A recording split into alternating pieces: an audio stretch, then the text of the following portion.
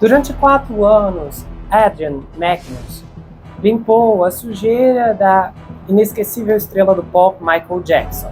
Ela chocou o mundo com detalhes inacreditáveis sobre o que descreveu ter visto nas instalações da estrela. E eu estou falando de violação de menores. Você vai ouvir em detalhes o que ela disse durante sua narrativa e vai tentar compreender quanto escrutínio essa história pode realmente suportar.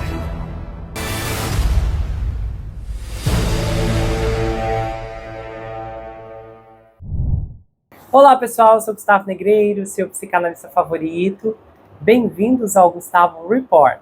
Esse é o segundo episódio que eu produzo sobre o Michael Jackson. O anterior foi focando na polêmica envolvendo a medicação, que ceifou a vida dele, etc.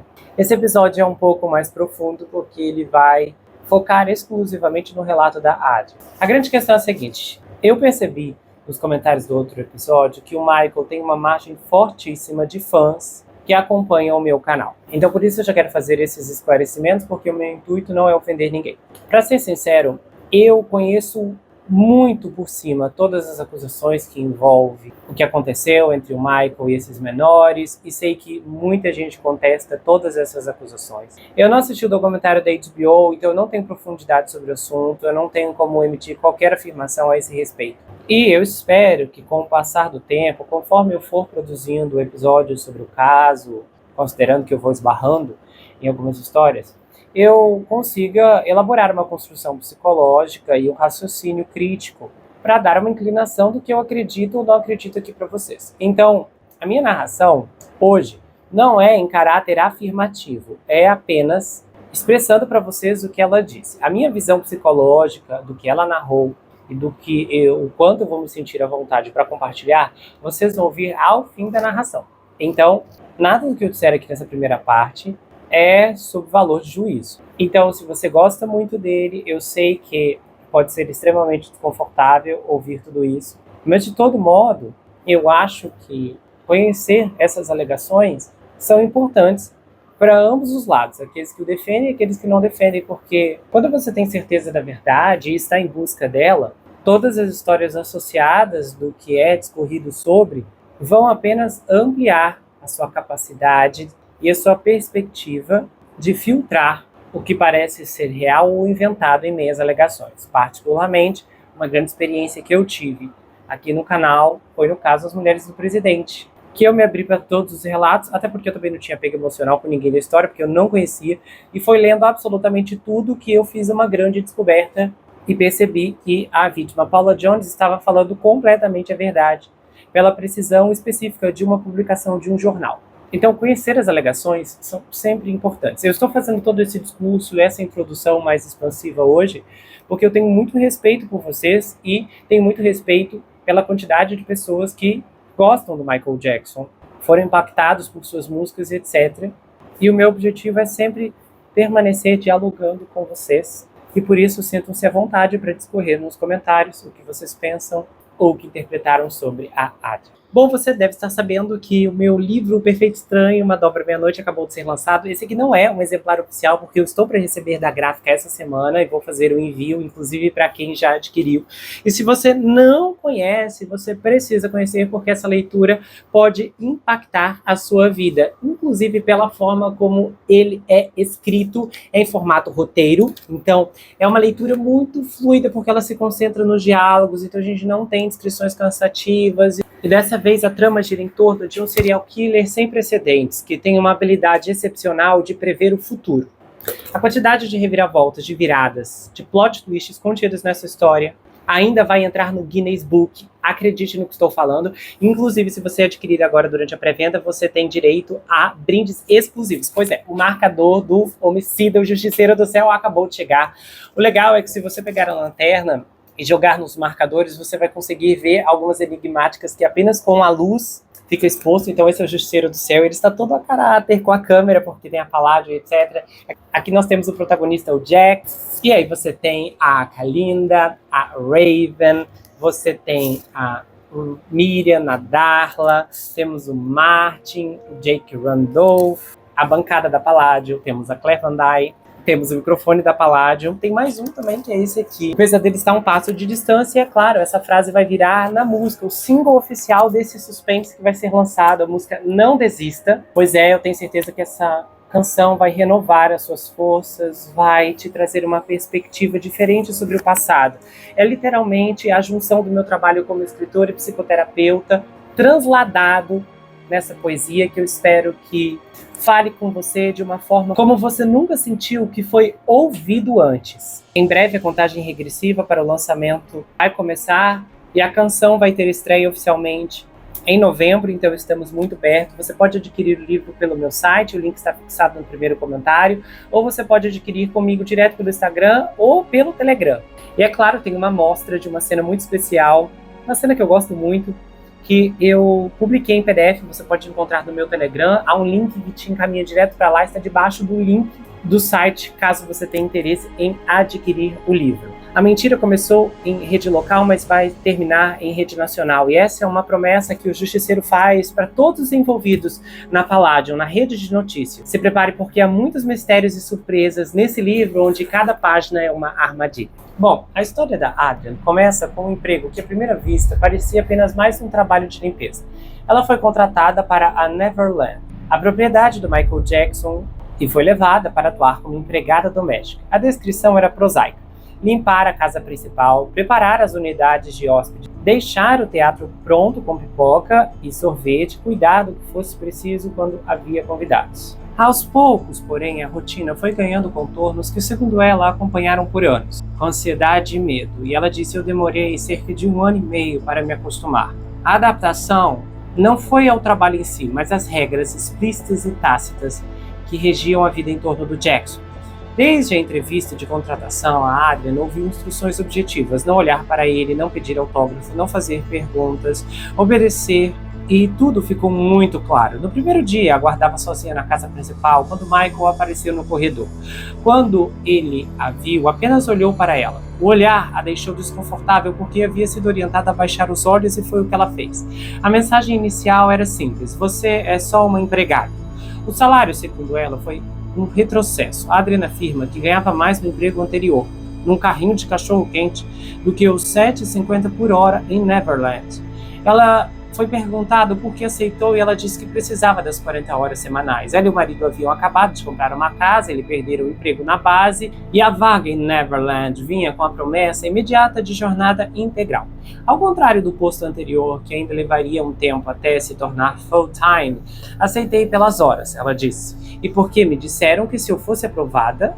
Nos primeiros meses, a Adrian trabalhou como parte de uma equipe. Às vezes seguia para o teatro com outra funcionária, às vezes para as casas de hóspedes, e tudo conforme o revezamento acertado pelas meninas que já tinham o sistema delas. 3 meses depois, a rotina mudou. A empregada que limpava o quarto do Michael saiu de repente e ninguém sabia por quê. E a Adrian foi informada que assumiria a função. Ela não queria, procurou o gerente do rancho para dizer que não gostara da forma por baixo da mesa como a decisão lhe fora comunicada, sem sequer perguntarem se ela estava interessada. E ele disse: você é flexível. É assim que é, e Michael não gosta de mudanças e você tem que fazer isso. Para muita gente seria o topo da hierarquia, o trabalho número 1 por dar acesso aos hábitos pessoais do patrão. Para Adrian, mãe, casada, com um filho pequeno, era o contrário. Ela tinha uma vida e não queria ser controlada. O que a preocupava não era o trabalho diário, mas a disponibilidade contínua. Se o Michael Jackson permanecesse na propriedade por 2 semanas, ela seria convocada por 2 semanas seguidas para lavar roupas, arrumar a cama, providenciar comidas específicas, quase sem folga. A primeira conversa direta do Michael Jackson com ela dentro do quarto não ajudou.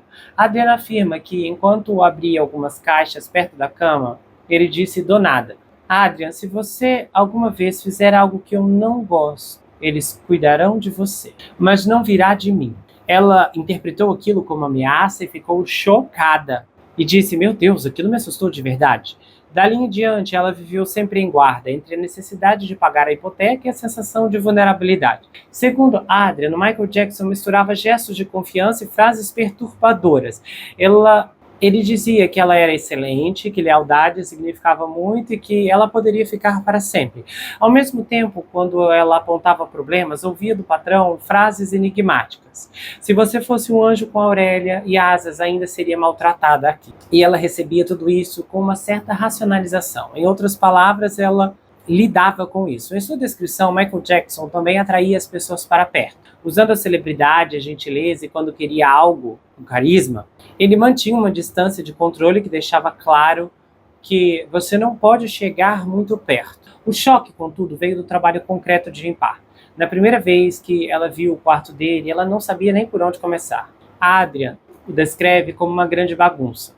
Roupas por todo lado, objetos acumulados, a ponto de faltar espaço. E talvez um acumulador. Ela disse que o Michael se encaixava. O quarto, ela disse que era enorme, do tamanho de uma casa, 2 andares, um closet, uma escada para um mezanino, onde havia outra cama e um segundo closet, uma jacuzzi grande e um chão todo de madeira. Foi nessa rotina que a Adrian começou a suspeitar de um interesse doentio por meninos. O que chamou sua atenção primeiro foi a presença de muitos meninos e a ausência de meninas. Se o garotinho tinha uma irmã, ela não ficava com o Michael, ficava com a família. Outra coisa eram os banhos. Michael tinha uma jacuzzi no banheiro e era lá que tomava banho. Segundo Adrian, no dia seguinte a esses banhos, encontrava roupas íntimas de meninos no chão ou dentro da jacuzzi, às vezes com a água ainda parada. Como era baixa, improvisava, ela juntava cabides de arame para puxar o dreno. E ela disse que sempre havia roupas íntimas dos meninos flutuando na jacuzzi ou fora dela. E mais de uma vez, ela disse que encontrou roupa íntima na cama dele. E quando os meninos chegavam, guardavam suas roupas em uma mala no quarto dele. E ela disse que não sabia que estavam dormindo lá com ele. A existência de menores dormindo no quarto é por si só um assunto conhecido. Michael dizia dormir com meninos no sentido de compartilhar o espaço. O que a Adrian sustenta é que, ao menos em uma ocasião, ela encontrou no closet cuecas crocantes e duras com manchas amarelas. O que ela não sabia é a quem pertenciam e por que os garotinhos às vezes usavam cuecas do Michael e as deixavam na gaveta dele. Ao ser questionada se tinha evidência física de violação, ela admitiu que não tinha uma evidência concreta. O que descreve são cenas que ela julgava como inapropriadas, como acariciar meninos, passar a mão no cabelo, abraçar, beijar na bochecha e de um jeito que não era paternal. Ela falou que o Michael fazia os meninos sentarem em seu colo. Sobre nomes, ela reluta e disse que prefere não identificá-los. Ela diz que alguns são de conhecimento público e mantém o que disse em depoimentos sobre Macaulay Culkin, embora ele negue até hoje, no tribunal e fora dele. E ela disse: você realmente acha que ele quer ser conhecido como o garoto que foi violado por Michael Jackson? Para ela, o medo e a reputação pesam. Ela disse: olhe como todos se voltaram contra Wade e o Jimmy. No caso de Jordan Chandler, a Adrian afirma ter visto coisas que não achou apropriadas. Ela falou assim: trocas de roupa na parte de cima, beijos, as mãos do Michael Jackson muito perto da virilha de George. E essa cena foi observada do mezanino, olhando para baixo. E ela disse que ficou chocada, com medo, e que não conseguiu nem explicar o que sentiu. Ao mesmo tempo, ela reconhece limites de que testemunhou sobre Brett Barnes e falou assim: eu não vi violação íntima, eu vi carícias. Quanto a Wade Robson e James Safechuck, ela afirma acreditar neles, embora não tenha presenciado violações direto com os dois. Quando questionada sobre por que Wade teria defendido Michael Jackson em 2005 e mudado a versão depois, ela disse: o Michael era poderoso, manipulador, tinha fitas de manipulação mental no armário. Ela disse assim: com 28 anos já era difícil para mim, imagine para os meninos. Na visão da Adrian, ameaças e pressão teriam pesado e o próprio tribunal, em 2005, com holofotes internacionais, seria um ambiente onde é muito difícil ir contra alguém no auge. A narrativa de medo atravessava toda a fala da Adrian, e ela diz ter assinado um acordo de confidencialidade, falando que já estavam todos condicionados. Você não questiona e fica longe das famílias. Ela conta que no Dia das Mães de 1993, ela recebeu uma ligação do Michael Jackson em casa. Adrian, ele teria perguntado: aquele menino sobre o qual você não me perguntou 8 vezes, o que você sabe? E ele repetiu a pergunta, o que você sabe, o que você sabe? E ela disse que pensou, você já me ameaçou mesmo que eu tivesse algo, acha que eu vou te contar? A partir daí ela relata ameaças vindas de seguranças. Eles disseram, se você aparecer na TV, podemos contratar um homicida para te tirar, cortar seu pescoço e nunca vão encontrar seu corpo. Ela disse que os guarda-costas carregavam ferramentas de fogo, mostravam teasers e a seguiam com carros, tão perto que se ela parasse, eles encostariam. Um deles, segundo ela, batia o punho enquanto falava para marcar o recado. E ela disse que viveu com medo por muitos anos. Perguntada por que não foi a polícia ou o serviço de proteção a menores, ela disse que estava com muito medo. E afirma que foi ao xerife em 1995 acompanhada da secretária do escritório Sand. E também procurou o promotor Thomas Sandel e recebeu imunidade quando começou a relatar as ameaças. A Adrian descreve ainda sinais dispersos que, à época, lhe pareceram estranhos. Uma bolsa de água quente vermelha com bicho longo que ela mudou de lugar ao arrumar o quarto e que o Michael pediu de volta no mesmo dia. O que a preocupou porque havia meninos na casa e a presença onipresente de vaselina no quarto do Michael, em gavetas pelo rancho e até nos carrinhos de golfe, quando ele saía com os meninos. Segundo ela, os próprios seguranças comentavam sobre isso. E alguém lhe disse que poderia haver explicações inocentes. E ela disse, eu acho que não. Ela também ouviu de um projecionista que existiram fitas íntimas e que durante a primeira batida policial teriam sido retiradas e escondidas no porta-malas de carros. Ela disse, eu mesma nunca vi. Quando a propriedade foi vasculhada por uns 70 xerifes, ela disse que muita coisa foi levada do quarto. Fotos, livros, muitas coisas. O caso Chandler foi encerrado com um acordo financeiro anos depois na operação de 2003 e ela já não trabalhava lá. Uma lembrança que a Adrian destaca é o dia em que o Michael gravou a declaração televisiva proclamando inocência. E ela disse, eu estava trabalhando naquele dia e tivemos que comprar shorts para ele usar na gravação. A cena para ela ficou colada à notícia que ouviu pelo que entendeu à época e que a parte íntima do Michael teria correspondido à descrição feita pelo primeiro garoto, informação que ela relata com percepção e memória de bastidores, reconhecendo não ter tido acesso direto a laudos ou fotos. O trabalho em Neverland, de fato, terminara em julho de 94. Ela saiu, não foi demitida. Ela disse que, com 4 outros funcionários, entrou com ação contra o Michael Jackson, caso que a imprensa apelidou de Neverland 5, por intimidação, demissão injusta, após as primeiras acusações do Jordan. A ação fracassou. Pior, um júri independente concluiu que os 5 agiram com fraude e malícia contra o Michael Jackson num ponto específico, um esboço de Elvis que a Adrian disse ter encontrado no lixo e que, segundo o júri, foi roubado. Ela foi condenada a pagar 34 mil. Ela admite que não deveria ter feito o que fez com o esboço, mas sustenta a versão do lixo e afirma não ter visto 1 centavo do que os tabloides teriam pago à época, porque o dinheiro foi para um fundo com o advogado e usado em honorários. Segundo a Adrian, houve penhora de parte do salário quando trabalhou em varejo para cobrir valores decorrentes das ações, e o entrevistador daquele depoimento cita um montante de 1,6 milhão ligado à quebra de contrato, cifra que ela diz não saber precisar.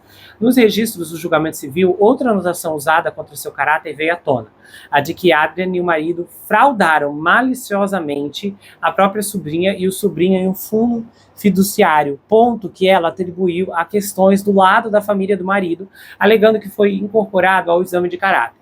Ela também recorda de que a defesa do Michael Jackson abriu mão de pleitear danos punitivos por $1, o que ela entendeu na época como um gesto para encerrar aquela frente.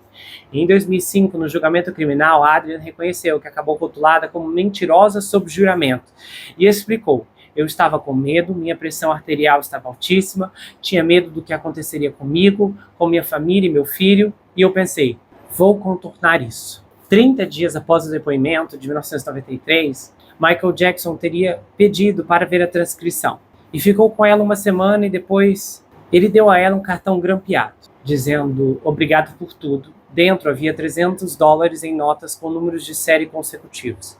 Ela fotografou as cédulas. Ela disse, nunca tinha visto notas tão certinhas. Ela ligou para dizer que não podia aceitar, e ele disse, aceite, é para te proteger. Para a Adrian, aquilo soou como um pagamento pelo silêncio. As contradições não acabam aí. Em determinado momento, ela mesma disse, no começo, que confiara no Michael Jackson com seu filho. Hoje, ela pondera que mudou de ideia, ao começar a ver as coisas de modo diferente, depois que entrou no quarto. Ao ser confrontada com o fato de um júri tê-la responsabilizado por fraude e malícia, ela respondeu que uma das juradas a teria procurado no trabalho, chorado e dito que sabia que ele era culpado. Um episódio impossível de verificar, mas que ela relata como prova de sua convicção. E ela disse: "Eu posso ver como parece", admitindo sobre a impressão pública de oportunismo. Mas ela ressalta que só quer que as pessoas entendam por que ela fez o que fez. E ela disse: "Se estivessem na minha posição, o que fariam?" A sua visão sobre o sistema judicial é amarga. Ela disse: "Jurados não gostam de condenar celebridades e acham que estão acima de todos e pensam que todo mundo quer o dinheiro." A frase remete a 2005, quando Michael Jackson foi absolvido em julgamento criminal, e Adrian, que testemunhara e dizia sofrer ataques de pânico por causa do caso, não se surpreendeu. Ela falou: "Eu sabia que aconteceria de novo, que mais cedo ou mais tarde um julgamento viria e que o resultado poderia ser esse." Para ela, o espetáculo midiático pesou. Sobre as famílias que permitiram que os filhos dormissem em Neverland, Adrian não poupa julgamento. Ela disse: "Popstar ou não é normal permitir que seu filho durma na casa de um homem de meia idade." Mas ela disse que compreendia o apelo da imagem pública construída pelo Michael Jackson, a história de que faltou infância e agora ele a estava vivendo e fazia as pessoas sentirem a pena. O mesmo para ela vale para funcionários que fizeram vista grossa. Alguns ainda são seus amigos e ela disse que contaram coisas, inclusive livros de meninos nus em alemão na sala do trem, e mesmo assim não disseram nada. E ela reconhece que, da perspectiva de Wade Robson, os funcionários foram cúmplices por não falar.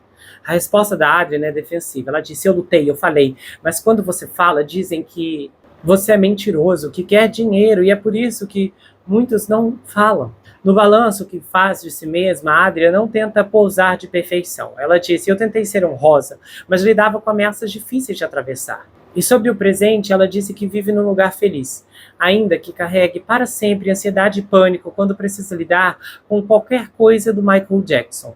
E quando perguntada por que então falar agora, ela disse: "Porque espero que, se isso estiver acontecendo com outros menores, eles saiam e contem. Guardar isso adoece as pessoas. Você não precisa sofrer violação.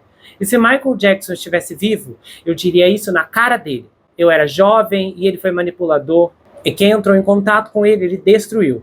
Inclusive muitos dos meninos que hoje são homens e estão falando." A narrativa da Adrian é, por definição, a perspectiva de uma ex-funcionária marcada por medo, erros, derrotas, inclusive derrotas judiciais, e por um sentimento de culpa difuso. Ela disse: "Eu deveria ter feito mais?" Isso se mistura a acusações graves e cenas vívidas. Ela insiste que não está vendendo uma história, que dorme bem por ter tentado fazer a coisa certa enquanto ele estava vivo e por ter ido ao tribunal. Do outro lado, há os processos perdidos, o rótulo de mentirosa sob juramento e a condenação civil a indenizar, as negações de nomes famosos citados e a ausência de provas concretas. Realmente ela perde toda a credibilidade quando... Pessoal, lembrando, eu quero fazer um aviso muito importante. A grade de programação do canal também já funciona nessa pegada. Nós temos episódios, vídeos lançados de segunda a sábado. Não vamos ter nada no domingo, assim, a menos que seja uma ultra mega blaster exceção, um escândalo internacional que invoque a minha presença, mas do contrário, todos os dias nós temos episódios aqui. Então, às vezes o YouTube não entrega, não te notifica, faz de conta que o vídeo não existe. Por exemplo, recentemente eu lancei uma investigação de quase 2 horas sobre o escândalo envolvendo aquele filme Um Sonho Possível, um vídeo muito interessante, muitas pessoas não foram notificadas. Então, inclusive, dá uma passadinha na página inicial, olha a seção de vídeos para você ver quais episódios você perdeu. Então, essa é a programação. De segunda a sábado, sempre 9 horas da manhã, estou lançando um episódio. E é claro, para ser notificado também, você pode participar do grupo do Telegram, onde eu compartilho os links e alguns extras por lá. Ela diz que achou o esboço no lixo. É difícil, hein? O problema é o seguinte, quando você... tem esse problema. Aí tem que ela e o marido tentaram fraudar a própria sobrinha. Quando se trata da credibilidade, você se baseia muito no background da pessoa, a conduta, honesto, crível, o quanto realmente aquele sujeito é confiável. E considerando a severidade dessas acusações e esse histórico que se volta contra ela, fica difícil de avaliar suas palavras, porque como você vai acreditar em uma pessoa que tem tantos elementos voltados contra si?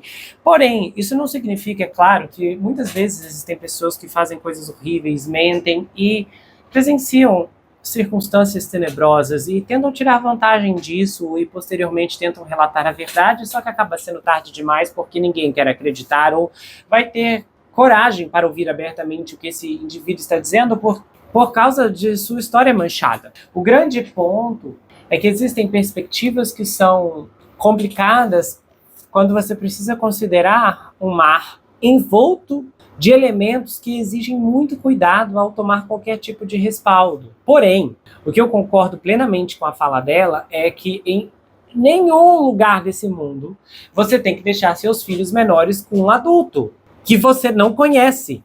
Eu não sei dizer se esses menores eram pobres ou não, eu não chequei a história pessoal de cada um. Só que esses pais são muito irresponsáveis, independente do Michael Jackson ser inocente ou não.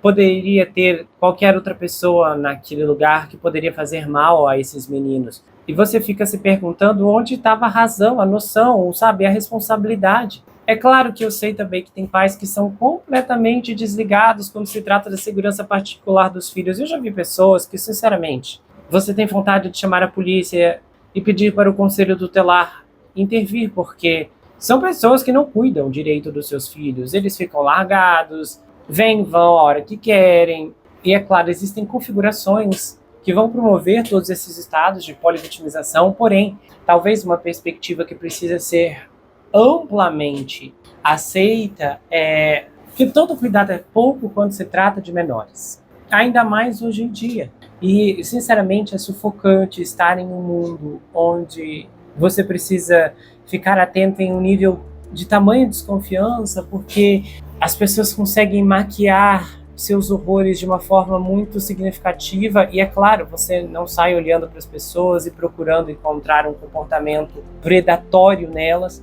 Então, muitas vezes, os pais, quando se preocupam, são levados a um comportamento de supervigilância. Isso pode desencadear efeitos colaterais terríveis.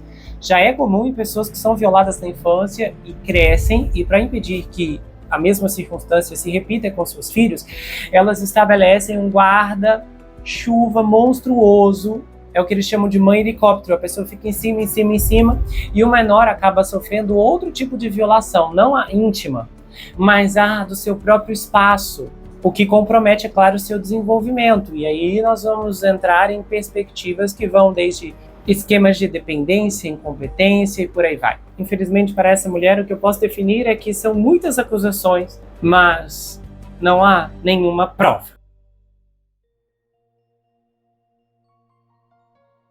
Se você gostou desse episódio, se inscreva no canal, ative o sininho, que é muito importante, confira se ele está selecionado para você receber todas as notificações. Do contrário, o YouTube não vai levar até você todos os episódios que eu produzo aqui. Compartilhe esse vídeo, comenta, dá o seu like. E se você quiser, você pode me seguir, Gustavo N Psicanalista, lá no Instagram. Eu também tenho um canal de cortes, onde as análises são recortadas e postadas por lá. Além que eu também tenho um grupo no Telegram, onde eu faço postagens recorrentes, converso com os inscritos, faço enquetes, tenho uma interação muito exclusiva e colaborativa por lá. E se você quiser saber mais sobre mim, adquira meu livro Perfeito Estranho. Esse é um suspense multifocal com uma abordagem inédita. O livro é escrito em formato roteiro, diferente de qualquer coisa que você já viu, e ele conta uma história extraordinária sobre o rapaz Jack Wilbur, que mora em uma mansão sozinho em Nova York. E ele começa a desconfiar que um terrível serial killer está escondido em sua própria casa. À medida que sua investigação avança, ele começa a analisar todos os aspectos geracionais de sua vida. As heranças financeiras, as heranças psicológicas, as heranças genéticas. E então, ele descobre que está preso em uma terrível maldição hereditária. Há uma reviravolta inacreditável no capítulo 10 que vai te deixar de queixo caído. O desconhecido está na sua casa, na sua vida, mas fora do seu reconhecimento. O livro vai autografado, se você quiser, é enviado para qualquer lugar do Brasil e quase qualquer lugar do mundo. Você pode adquirir pelo meu site, entrar em contato comigo pelo Instagram ou pelo Telegram. A gente se vê no próximo caso e não se esqueça que aqui você sempre vai ter uma amiga. Até mais, pessoal!